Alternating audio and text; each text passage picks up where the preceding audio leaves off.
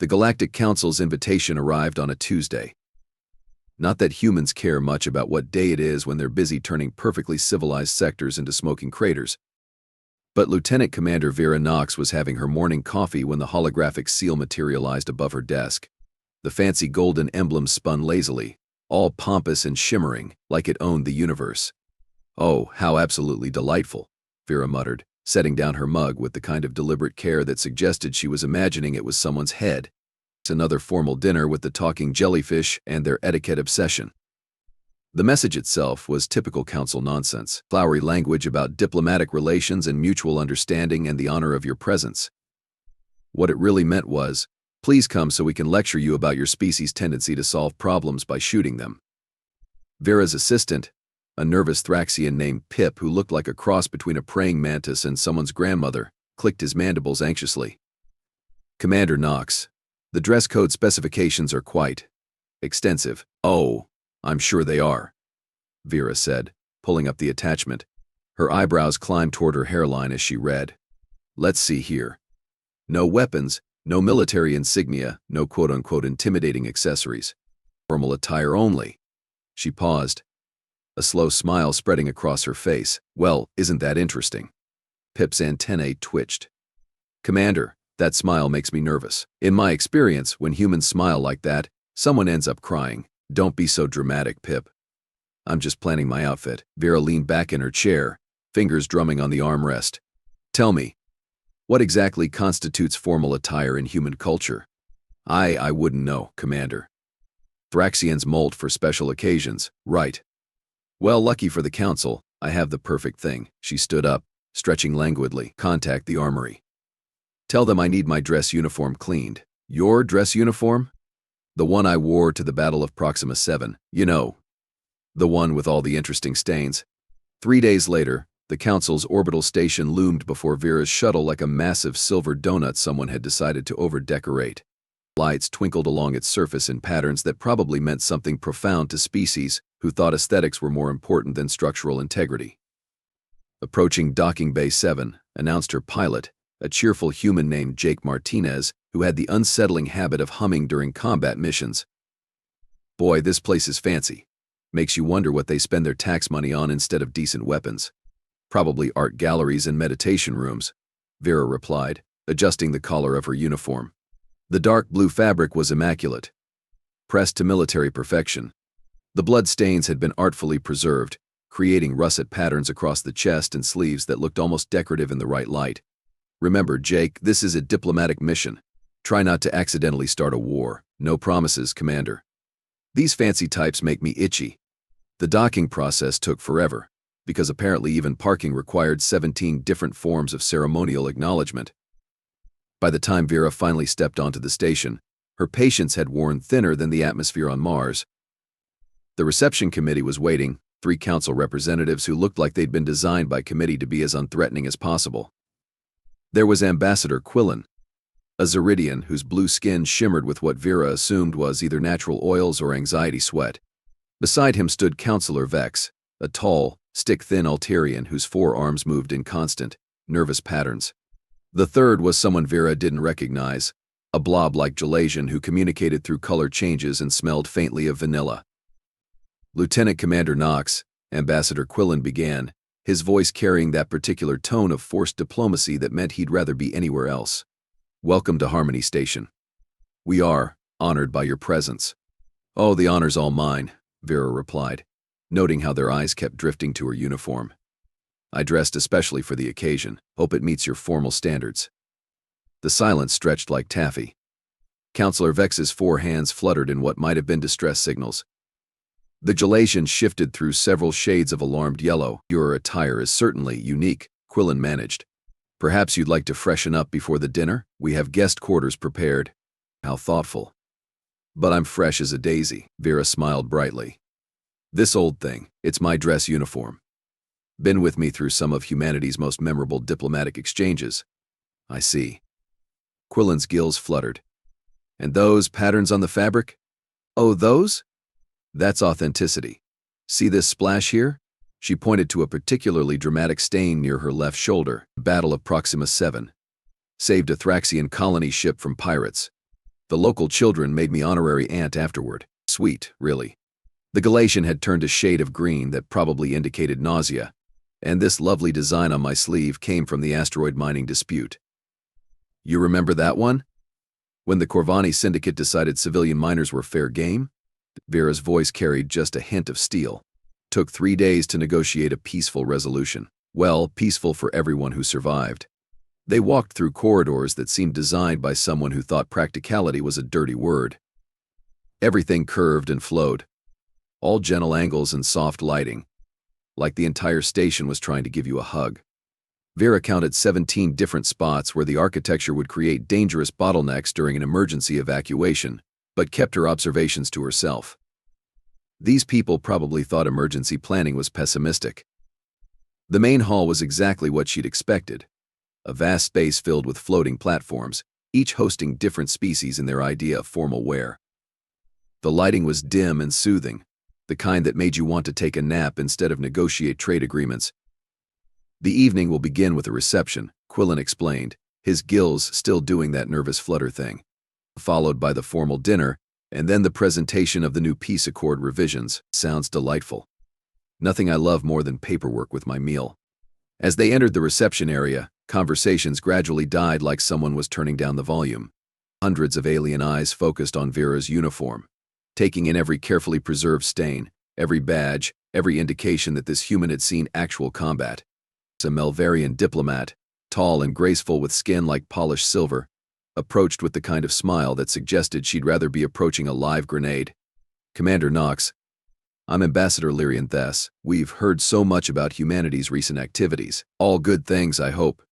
Well, Thess's laugh sounded like wind chimes in a hurricane. Your species certainly makes an impression. That uniform is quite striking. Thank you. I think authenticity is important in diplomatic settings, don't you? Nothing says formal like the real thing. Behind Thess, a group of Altarian trade representatives were having what looked like a heated discussion in rapid sign language. Their forearms moved so fast it looked like they were trying to semaphore their way out of the conversation. I couldn't help but notice. Thess continued, some of the markings on your clothing, are those decorative? B. Vera glanced down at her uniform as if noticing it for the first time. Oh, these old things. Each one has a story. This smudge here? Diplomatic mission to prevent a war between the Sector 7 mining guilds. Took 2 weeks.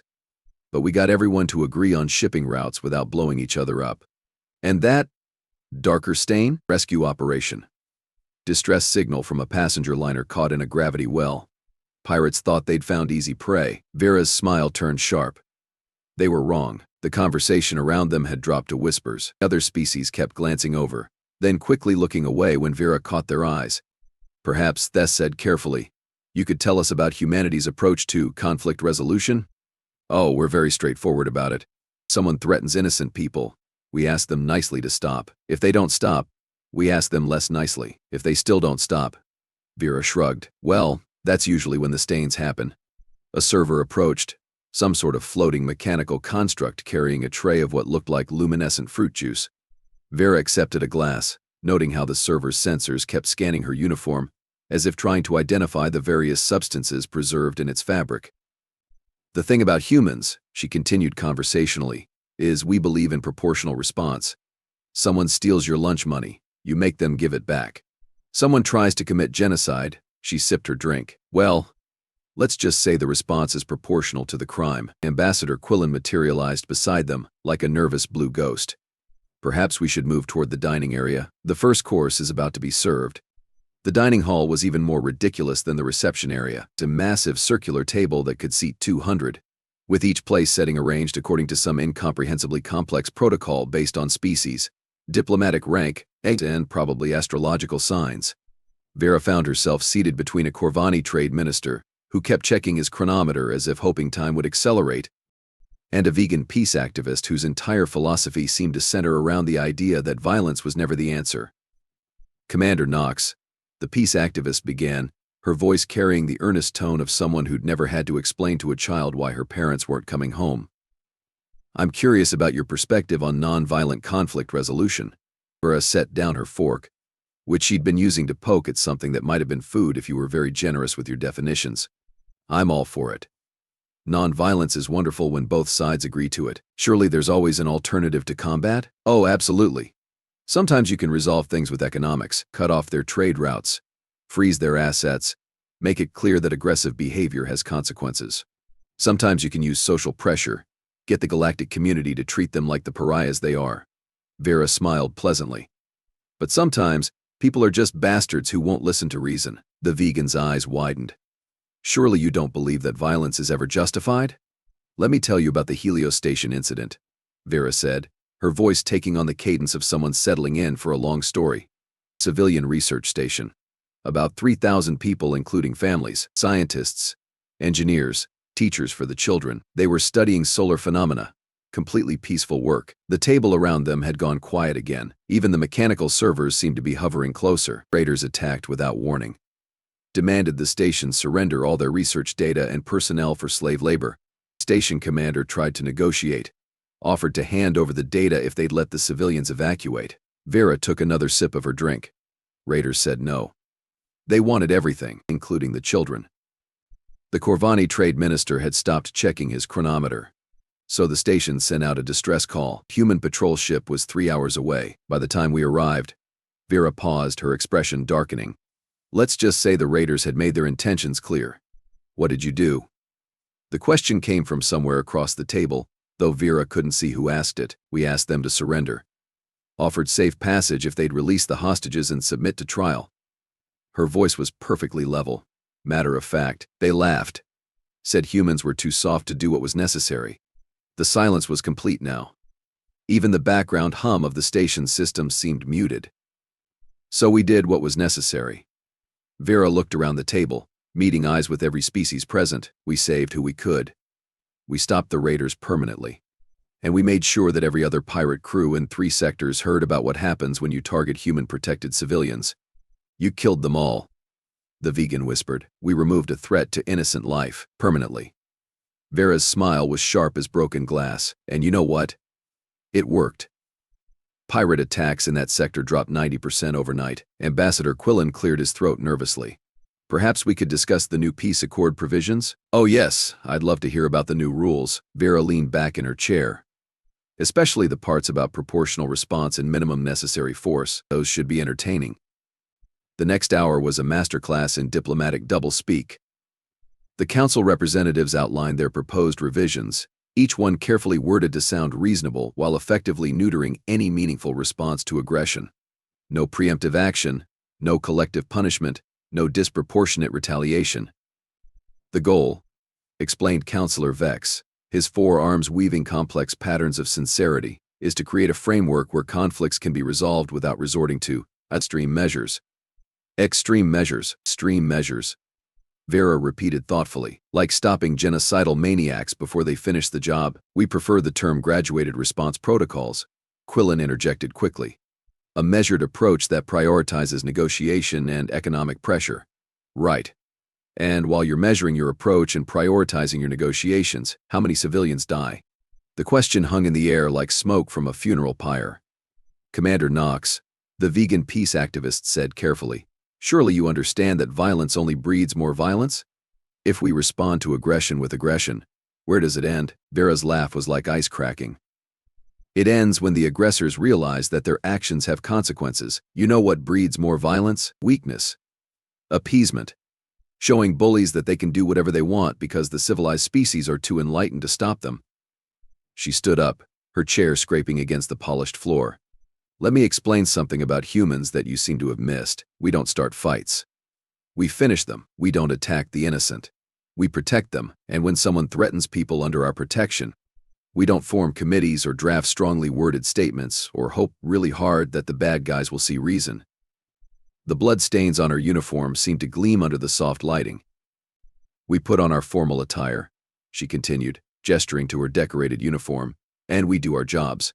Every mark on this fabric represents someone who tried to hurt innocent people and discovered that humans take that personally. Ambassador Quillen's gills were fluttering so fast they looked like they might take flight. Commander, perhaps we could discuss this more privately? Oh, I think this is exactly the right forum. After all, this is a diplomatic dinner, isn't it? Time for some honest diplomacy.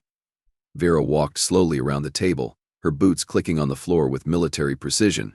You want to know why humans are successful in this galaxy? It's not because we're smarter than everyone else, though we do all right. It's not because we have better technology, though we keep up. She stopped behind the vegan peace activist chair. It's because when someone threatens innocent life, we don't debate the ethics of stopping them. We don't worry about proportional response or graduated protocols or whether the galactic community will approve of our methods. Her voice carried clearly in the silent hall. We grab our weapons, we put on our armor, and we go to work. The mechanical servers had stopped pretending to be busy and were now openly recording the conversation. And afterward, when the threat is neutralized and the innocent are safe, we clean our uniforms and attend diplomatic dinners where people who've never held a weapon lecture us about the morality of violence. Vera's smile was winter cold. We listen politely while they explain how there must have been a better way, how we should have tried harder to find a peaceful solution. She returned to her seat, settling down with the same careful precision she'd used to stand. Then we go home to families who are alive because we were willing to do what needed doing. We sleep soundly because we know that somewhere out there, the next group of would-be raiders is thinking twice about their target selection. The silence stretched out like a held breath. Finally, Ambassador Quillen found his voice. Commander Knox, while we appreciate humanity's commitment to protecting civilian populations, surely you can see how your methods might be perceived as excessive by some species? Vera picked up her fork and returned to poking at her meal. Excessive compared to what? Letting genocidal maniacs finish their work while we file paperwork, watching colonies burn while we debate the finer points of interstellar law. There must be middle ground. The Corvani trade minister ventured, some compromise between total pacifism and your approach. Oh, there is. It's called Don't Threaten Innocent People and Humans Won't Have to Kill You. Simple, elegant, easy to remember. Vera took a bite of something that tasted like sadness mixed with bureaucracy. But apparently that's too complex for some folks to understand. The dinner continued in uncomfortable silence, punctuated by the occasional nervous cough or the clink of utensils against plates. The proposed peace accord revisions were discussed in hushed tones, as if speaking too loudly might summon more uncomfortable truths. As the evening wound down, Ambassador Quillen approached Vera with the careful steps of someone approaching a sleeping predator. Commander, I hope you'll consider the Council's proposals seriously. We truly believe that a more measured approach to conflict resolution would benefit everyone. Vera stood, brushing imaginary crumbs from her blood-stained uniform. Oh, I'll consider them very seriously, Ambassador. Right up until the moment innocent people need protecting, and you're still forming committees to study the problem. She headed toward the exit, her boots clicking against the floor with the rhythm of a countdown timer. You know what the real difference is between humans and the rest of you? She called over her shoulder.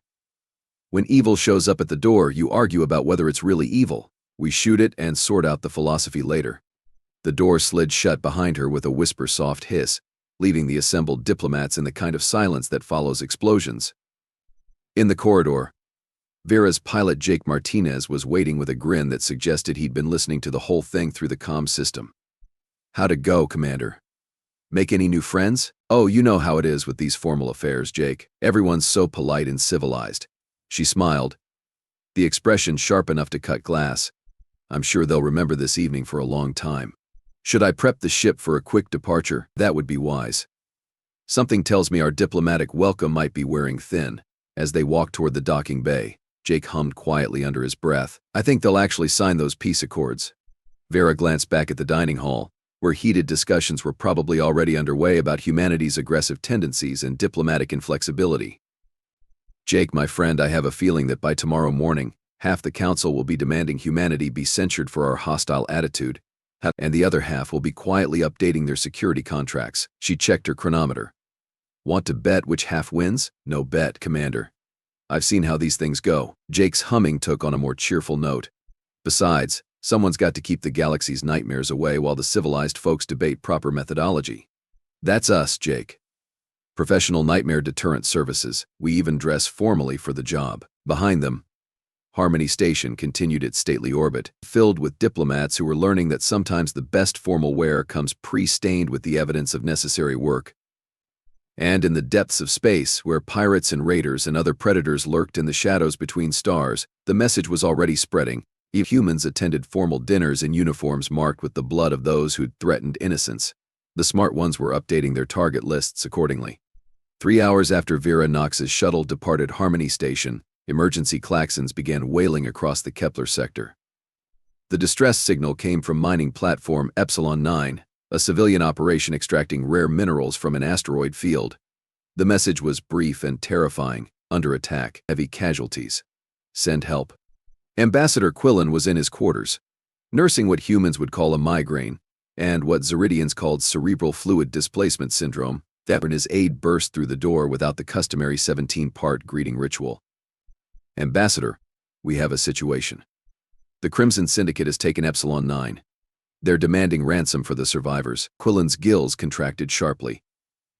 The Crimson Syndicate was everything decent species feared, organized, ruthless, and completely immune to diplomatic reasoning.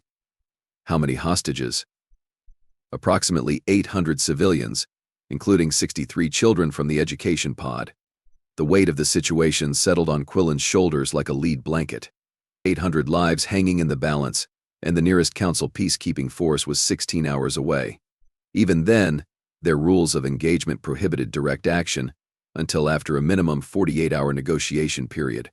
Sir, his aide continued, voice trembling, the Syndicate is demanding we acknowledge their territorial claims to the entire asteroid field, plus 20 million credits, plus immunity from prosecution for all past crimes. And if we refuse, they'll execute 50 hostages every hour until we comply.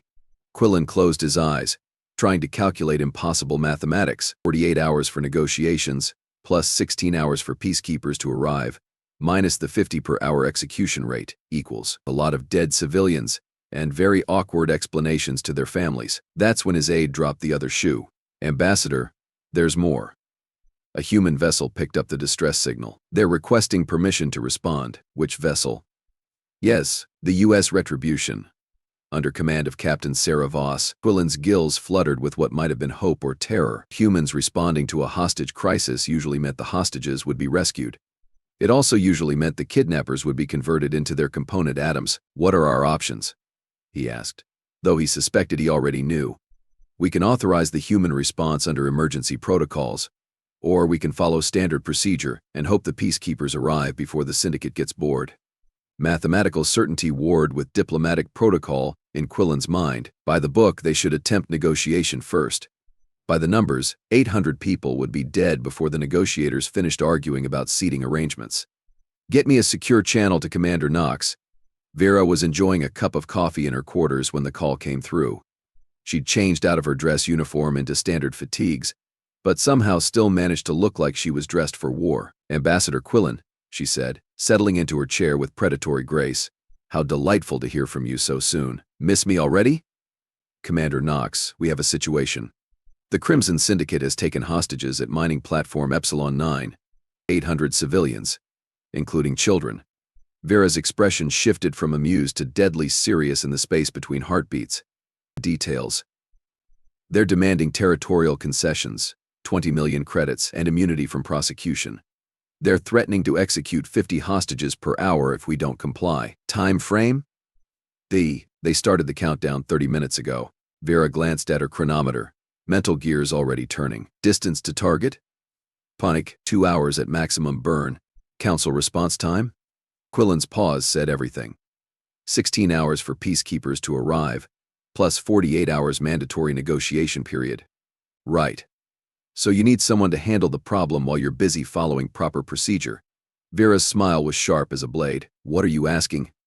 Ambassador, I'm asking, what would humanity do in this situation? Humanity would save the hostages. And the Syndicate?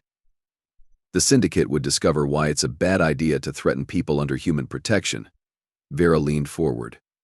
Are you officially requesting assistance, Ambassador? The silence stretched across space like a tightrope.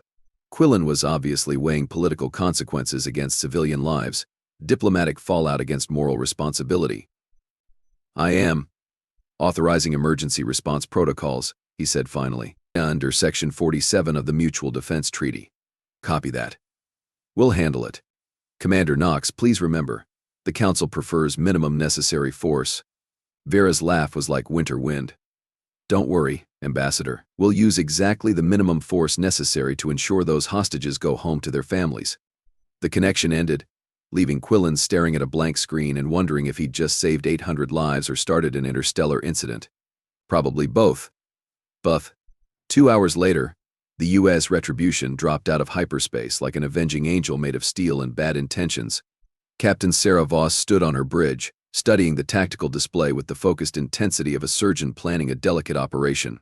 "Sitrep," she ordered. "Mining platform shows heavy damage to sections 7 through 12, reported her tactical officer, Lieutenant Torres. Energy signatures indicate approximately 40 Syndicate fighters maintaining perimeter.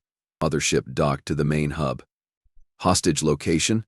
Central processing facility. Heavily fortified, multiple escape routes for the bad guys, limited access for rescue teams." Voss nodded grimly. The Syndicate wasn't stupid, just evil. They'd chosen their fortress well. Communications. "Open a channel to the Syndicate vessel." "Channel open, Captain." "Crimson Syndicate vessel. This is Captain Sarah Voss of the United Earth ship, Retribution. You are ordered to release all hostages immediately and surrender for processing." The response came back in the gravelly voice of someone who'd spent too many years breathing recycled air and bad decisions. "Human ship, you are interfering in lawful salvage operations. Depart immediately or face the consequences." Voss exchanged glances with her crew. Several of them were grinning in that particular way humans grin when someone has just made a very large mistake. "Syndicate vessel, you have 60 seconds to begin hostage release. After that, we will consider your presence an act of piracy and respond accordingly." "You dare threaten us?" "We have 800 hostages. One hostile move and they all die. 59 seconds. What happened next became legend in 17 different star systems. The Retribution didn't charge in guns blazing like some species expected. Instead, it deployed what humans called surgical precision and what everyone else called terrifyingly competent violence. First, every Syndicate fighter on perimeter patrol simply stopped. Their engines died, their weapons powered down, their life support switched to minimum settings. The pilots found themselves floating helplessly while their ships became expensive coffins. "What did you do to our fighters?" the Syndicate leader demanded. "We asked them nicely to stop being a threat." Captain Voss replied pleasantly. "Some people are reasonable." The Syndicate mothership tried to run, but discovered that its hyperdrive had developed sudden and catastrophic technical difficulties. Specifically, several key components had been removed by human boarding parties who'd somehow infiltrated the ship without triggering a single alarm. "Impossible. Our security is impenetrable. Your security assumed attackers would use the doors," came the reply. "Humans are creative that way." Inside the mining platform, Syndicate guards found themselves dealing with what they initially assumed was equipment malfunction. Lights flickered, artificial gravity fluctuated, and the air recycling system began playing what sounded like funeral music. Then the real confusion started. Corridors that had been familiar for hours suddenly led to different places. Doors opened onto walls. Turbolifts transported passengers to floors that hadn't existed 10 minutes earlier. "What's happening?" one guard demanded into his communicator. "The humans are redecorating," came the deadpan response from his commander. "Apparently they don't like our interior design choices." What the Syndicate didn't know was that humans had been studying their ship designs for years. Every corridor, every junction, every maintenance access was mapped and cataloged. When human engineers decided to modify a structure, they did it with the same precision they used for everything else.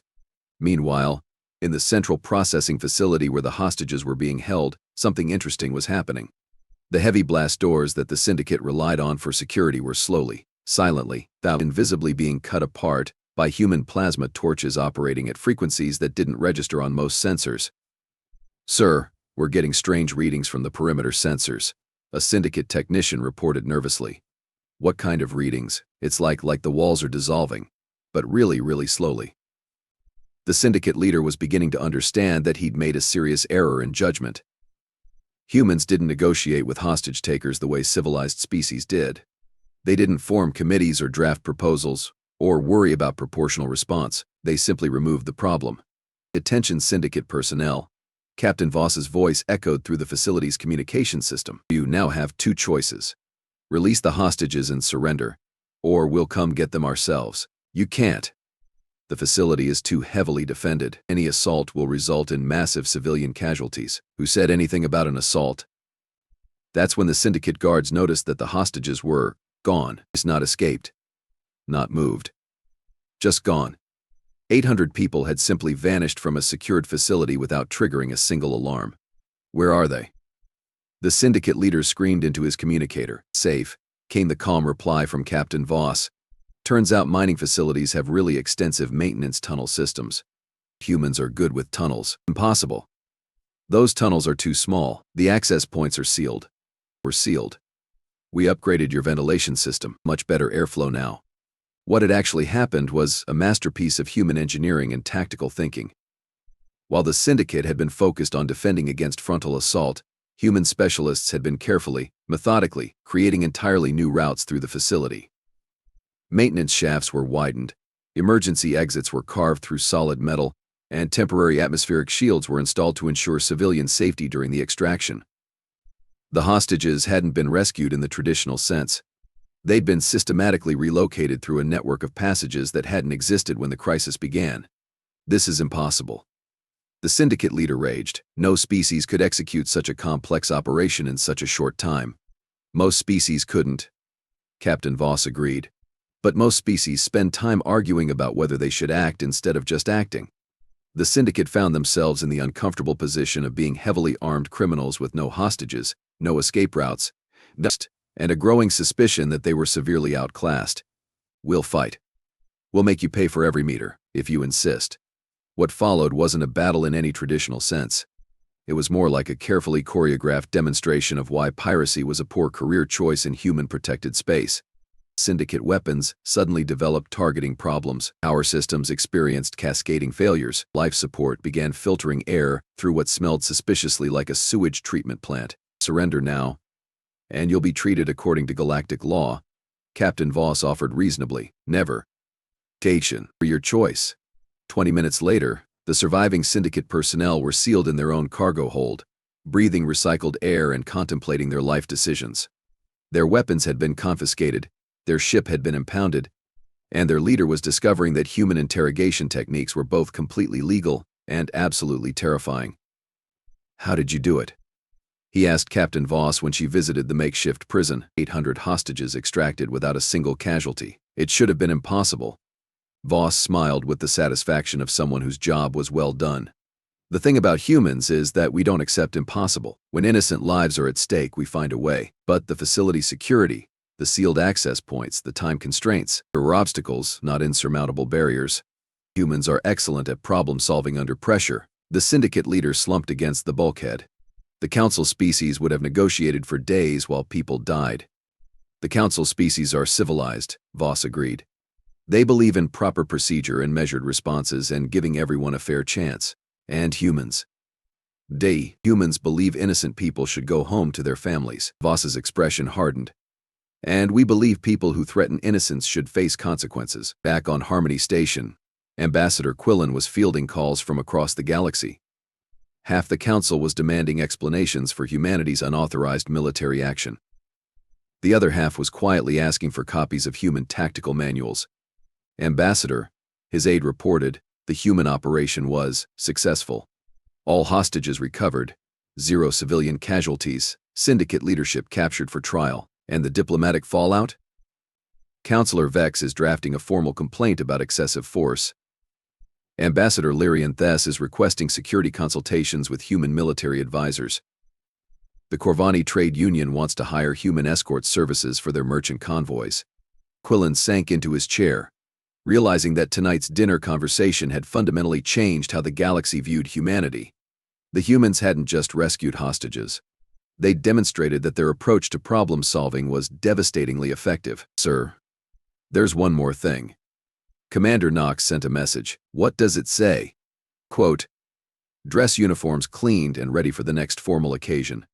Hope the council enjoyed the demonstration of minimum necessary force. Regards, humanity. End quote. Quillen stared at the message, understanding dawning like a cold sunrise. Tonight's dinner hadn't been about diplomatic protocol or peace accords. It had been a warning. A polite, formally dressed warning about what happened when you threatened human-protected civilians. The blood stains on Commander Knox's uniform hadn't been decoration. They'd been credentials. 3 days later, the proposed peace accord revisions were quietly withdrawn from consideration. Pirate attacks in human-patrolled sectors dropped to nearly 0. Informal diplomatic dinners began including a new standard menu item, reality. Meanwhile, aboard the U.S. Retribution, Captain Voss was reviewing after-action reports when her communications officer approached. Captain, we're receiving multiple requests for security consultations. Apparently word has gotten out about our efficient problem-solving methods. Voss smiled, thinking about her colleague Knox and her blood-stained dress uniform. Send responses to all requests. Tell them human security services are available for those genuinely committed to protecting innocent life. And for those who aren't, tell them we have formal attire appropriate for every occasion. In the depths of space, the message continued spreading through the networks used by pirates, slavers, and other predators. Humans didn't just talk about protecting innocents. They showed up in their best clothes and did the work. The smart ones updated their target lists accordingly. The stupid ones became case studies in why humanity's definition of formal attire included combat effectiveness. And throughout the galaxy, children slept more soundly knowing that somewhere out there, humans were getting dressed for work.